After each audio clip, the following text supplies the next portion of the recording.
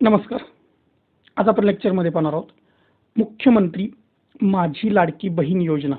ही नक्की योजना काय आहे आणि ही आत्ताच्या महाराष्ट्राच्या अर्थसंकल्पामध्ये माननीय अर्थमंत्र्यांनी ही योजना मांडलेली आहे बघा.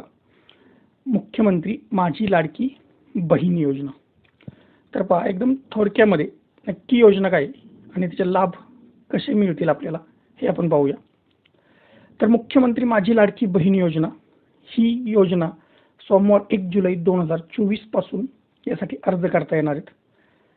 प्राप्त अर्जांची पडताळणी होणार आहे. त्यासाठी अंगणवाडी पर्यवेक्षक, प्रकल्पाधिकारी, अंगणवाडी सेविका या पडताळणी करतील. ग्रामसेवक देखील या अर्जांची पडताळणी करू शकतील. सरकारी यंत्रणेचे आपल्या गावातले जे सरकारी यंत्रणेमध्ये अधिकारी असतील त्यांना अर्जांची पडताळणी किंवा त्यांच्याकडून अर्ज भरून घेतले जाणार आहेत. त्यानंतर ते अर्जांची यादी बनवणारी ती यादी जिल्हाधिकाऱ्यांकडे सादर केली जाणार आहे. जिल्हाधिकाऱ्यांच्या अध्यक्षतेखाली एक समिती त्या लाभार्थ्यांची अंतिम यादी जाहीर करेल आणि त्यानंतर तो लाभ मिळेल की अशी एक सिस्टीम राबणार आहे. ती यादी जिल्हाधिकाऱ्यांपर्यंत जाणार आहे आणि जिल्हाधिकारी ती यादी प्रसिद्ध करणार आहे की आपलं नाव आलंय नाही आलंय तेव्हाही आपल्याला समजू शकतं. जर आपण फॉर्म भरल्यानंतर अर्ज केल्यानंतर तो भरल्यानंतर त्याची यादीही केली जाणार आहे जिल्हावाईज आणि जिल्हावाईज ती यादी जाहीर केली जाईल आणि त्यानंतर आपण त्या यादीमध्ये सुद्धा आपण या पाहू शकतो की आपलं नाव आहे काय. आता अर्ज भरण्याची सुविधा ही अंगणवाडी केंद्रामध्ये, बालविकास प्रकल्प अधिकारी कार्यालयांमध्ये, ग्रामपंचायतीमध्ये, महानगरपालिका, वॉर्ड ऑफिस, सेतू सुविधा केंद्र, ई सेवा केंद्र या ठिकाणी पात्र महिलांना या योजनेचा अर्ज भरता येणार आहे आणि त्यासाठी त्यांनी त्या ठिकाणी संपर्क करावा. मुख्यमंत्री माझी लाडकी बहीण योजना ह्या अर्ज मोबाईल ॲपद्वारे सेतू सुविधा केंद्राद्वारे ऑनलाईन भरले जाणार आहेत. ऑनलाईनचा आधी वेळ लागतो तर सरकार आता ते ऑफलाईन भरून घेऊन नंतर हे अधिकारी ते ऑनलाईन अर्ज भरणार आहेत. पात्र महिलेस या योजनेसाठी ऑनलाईन अर्ज करता येणार आहे. ज्या महिलेस ऑनलाईन अर्ज करता येत नाही त्यांच्यासाठी अंगणवाडी केंद्रामध्ये, बालविकास प्रकल्प अधिकारी कार्यालयामध्ये, ग्रामपंचायतीमध्ये, वॉर्ड सेतू सुविधा केंद्र इथंही त्यांच्यासाठी सुविधा उपलब्ध करून दिली जाणार आहे.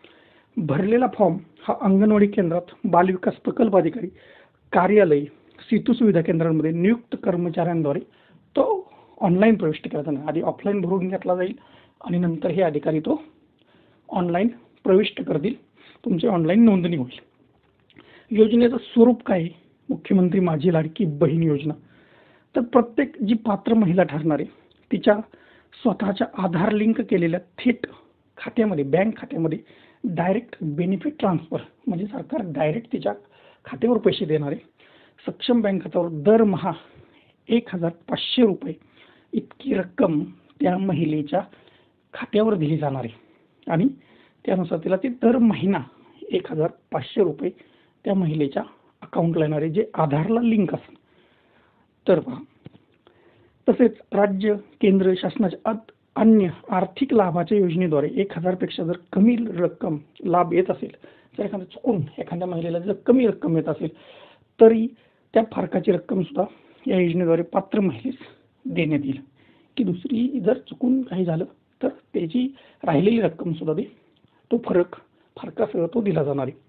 योजनेचे लाभार्थी कोणी तर 21 ते 60 या वयोगटातील विवाहित, विधवा, घटस्फोटित, परित्यक्त्या आणि निराधार महिला आहेत. याची शासनानं नंतर याचे वय हे 65 पर्यंत वाढवले. आता सध्या ह्या योजना सुरुवात केलेली त्यावेळेस ते 21 ते 60 होतं. नंतर जसा हे येणार आहे त्याचा काही क्युरी निघत जाईल तसं शासन त्याच्यामध्ये बदल करणार आहे. आता सध्या ती 21 ते 65 वय इथपर्यंत केलेली. आधी 60 होती, आता 65. अजूनही याच्यात बदल होऊ शकतो. आता लाभार्थ्यांची पात्रता, लाभार्थी महाराष्ट्राचे रहिवासी असणे आवश्यक आहे. राज्यातील विवाहित, विधवा, घटस्फोटित, परित्यक्त्या, निराधार महिला जवळजवळ सगळ्या महिला येणार आहेत. फक्त शासकीय कर्मचाऱ्यांच्या ज्यांचं रेशन कार्ड पांढरा असेल त्या महिलांना सोडून बाकी जवळजवळ सगळ्या महिला ह्या योजनेच्या लाभार्थी असू शकतील किंवा ज्या कमवतात त्यांनाही बाजूला करा. आता शासन जसं याचे काही पॉईंट मानते किंवा जे पात्रता जे अटी घालते त्यानुसार ते ठरणार आहे. किमान वयाची 21 वर्ष पूर्ण आहे. किमान वय कमीत कमी त्या महिलेचं 21 वर्ष असायला हवं आणि 60 वर्षापर्यंत हे आता 65 झालेले. शासन त्यात बदल करत राहणार आहे. सदर योजनेचा लाभ घेण्यासाठी अर्ज करणाऱ्या जी महिला असेल त्या महिलेचं बँक खातं असणं आवश्यक आहे आणि लाभार्थी कुटुंबाचं वार्षिक उत्पन्न हे 2.5 लाखापेक्षा जास्त नसावं. आता ही अट केलेली आहे की 2.5 लाखापेक्षाही उत्पन्नाची अट काढून टाकली की त्याच्यापेक्षा जास्त असेल तरी चालेल. म्हणजे वार्षिक उत्पन्नाची अट काढली, वयाची अट वाढवली, वयाची अट 65 केली, आधी 21 ते 60 होती, आता 21 ते 65 केली. वार्षिक उत्पन्न 2.5 लाख होतं आधी अट, आता तीही अट काढून टाकली. म्हणजे बदल होत जाणार आहे. योजना जशी पुढे जाणार आहे, जसे प्रॉब्लेम क्रिएट होणार आहे तसं योजनेमध्ये सरकार त्यात बदल करत करत जाणार आहे. अपात्रता की ज्या कुटुंबाचं वार्षिक उत्पन्न, आता हे एक अटच कॅन्सल झाली. आधी काय जशी योजना होती त्यानुसार एकत्रित वार्षिक उत्पन्न 2.5 लाखानंतर नाही मिळणार, पण सरकारने ही अट बदलली परत. ज्याच्या कुटुंबातील सदस्य आयकरदाता आहे, हे एक महत्त्वाचं की आयकरदाता असेल तर त्यांनाही नाही योजना.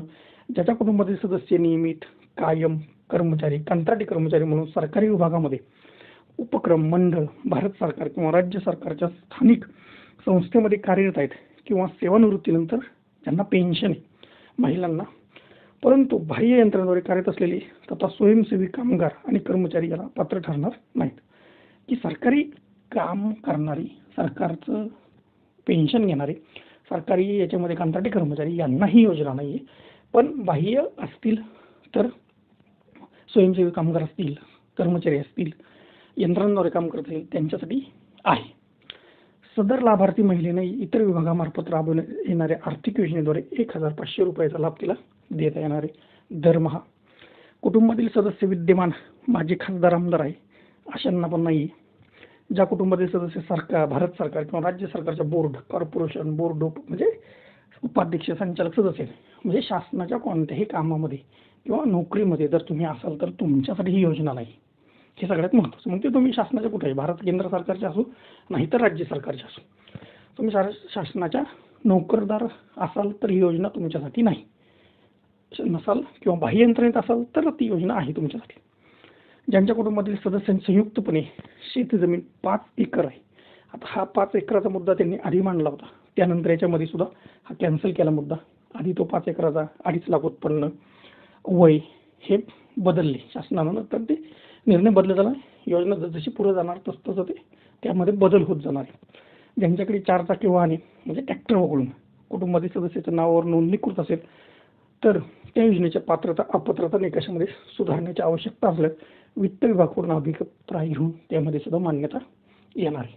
आता हा सुद्धा निर्णय शासन काय करतंय त्यानुसार ते ठरणार आहे. अर्ज भरण्याची प्रक्रिया ही 1 जुलैला सुरू झाली. अर्ज शेवट करण्याची तारीख 15 जुलै शासनाने ठरवली, पण ती आता 31 ऑगस्टपर्यंत वाढवलेली. 31 ऑगस्टपर्यंत. प्रारूप निवड यादी 16 ते, आता हे याच्यामध्ये सगळा बदल होत जाणार आहे. जो आधी शासनाने सांगितलं होतं की 16 ते 20 जुलैपर्यंत यादी येईल. प्रारूप, हरकत, तक्रार 21 ते 30 जुलैपर्यंत. लाभार्थी अंतिम निवड 1 ऑगस्ट आणि लाभ देण्यास सुरुवात 14 ऑगस्टमध्ये. स्वातंत्र्य दिनाच्या आदल्या म्हणजे स्वातंत्र्य दिनापासूनच हा लाभ सुरू होणार.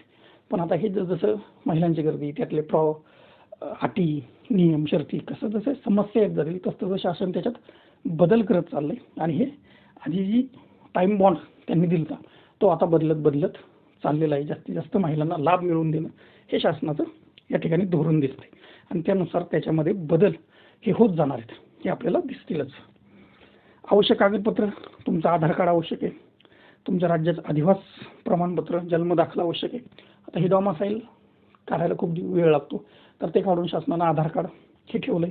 तुमचा जन्माचा दाखला किंवा शाळा सोडल्याचा दाखला, बँक खात्याच्या तुमच्या पासबुकात तुमच्या नावावर असलेलं बँक खातं, त्याची पासबुकाची झेरॉक्स आणि ते बँक खातं तुमच्या आधारला लिंक असलं पाहिजे. पासपोर्ट आकाराचा तुमचा फोटो, तुमचं रेशन कार्ड, योजनेच्या अटींच्या शर्तीचं पालन करणारे एक हमीपत्र असेल त्याच्यामध्ये तुम्ही सही करून देता.